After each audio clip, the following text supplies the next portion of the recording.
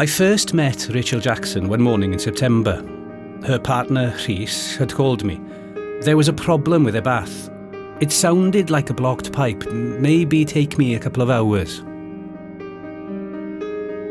I'd been visiting Malcolm next door on a regular basis for a couple of years, ever since his wife died. It hit him hard when Helen passed on. It was about that time he started forgetting and getting mixed up. And of course his legs had been a problem for a long time. So I visit, mornings mostly, maybe do his shopping, prepare his lunch. It's a bit of company for him. He doesn't get many visitors, apart from his daughter who visits most Saturdays and takes him out for a few hours. I was just opening my toolbox when I saw her. She was just standing there, watching. She looked pale, sad. I said, "Hello," but she didn't reply. One day when I came back from the supermarket with Malcolm's weekly shop, Malcolm told me there's money in the usual place. He meant the bottom drawer in the kitchen. But when I went to the drawer, the box was empty. I noticed the little girl had a bruise on her face. "Have you fallen?" I said. She didn't reply. She just rubbed her tummy. I smiled. Probably been told not to talk to strangers. Malcolm seemed confused about there being no money in the drawer. I told him it's not a problem, we can sort the shopping money later. He said he'll ask his daughter to sort it on Saturday. She deals with my finances these days, he said. She fell off her bike.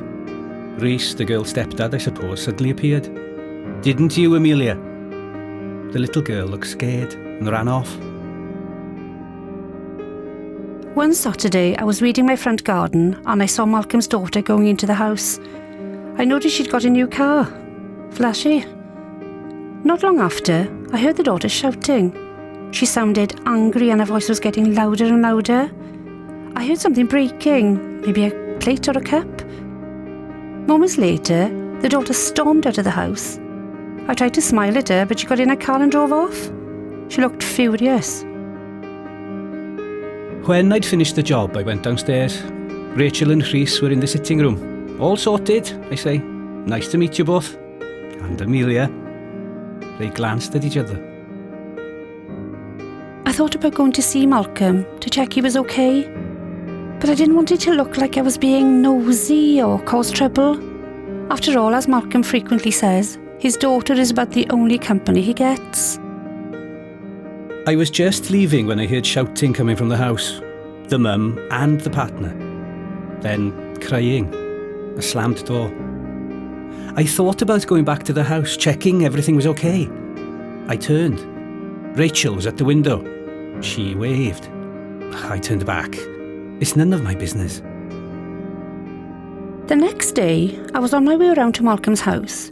There was a police car outside, and moments later, an ambulance. I saw Malcolm being helped out of the house by a paramedic. I could clearly see bruises on his face. A couple of weeks later, I was having breakfast. The local news headlines came on. I don't normally listen to the news and was just about to turn it off when I heard the headline, 9-year-old girl in critical condition after suffering years of physical abuse. The newsreader went on to say, 9-year-old Amelia Jackson is in critical condition with internal injuries. Her mum and stepfather have been charged. The newspaper headline stated, "Local woman arrested on suspicion of financially abusing her elderly father." According to the report, she'd been physically and emotionally abusing Malcolm as well.